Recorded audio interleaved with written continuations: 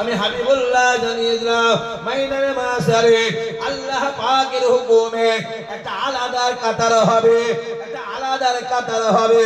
ও বাবা সাহাবারা শুনে রেখে দেন, আমি রাসূলুল্লাহ জানিয়ে দিলাম যে কাতারটাতে যারা জায়গা পাবে, ওই কাতারটাতে যারা জায়গা পাবে, আমি রাসূলুল্লাহ জানিয়ে দিলাম আমার আল্লাহ পাক তাদেরকে বিনা হিসাবে জান্নাতি বানিয়ে দেবে।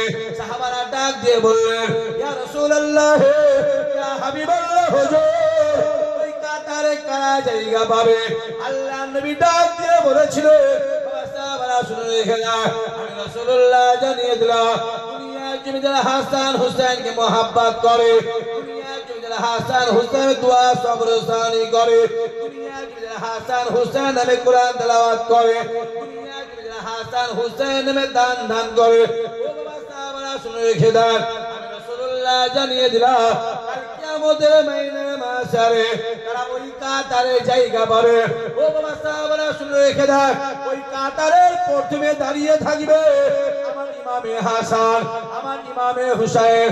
ও বাবা সাহাবারা শুনে রেখে দেন, আমি রাসূলুল্লাহ জানিয়ে দিলাম আমার আল্লাহ পাক আমার ইমামে হাসান হুজুর ওসিলায় গোটা কাতার আমার আল্লাহ বিনা হিসাবে জান্নাতি বানিয়ে দেবে।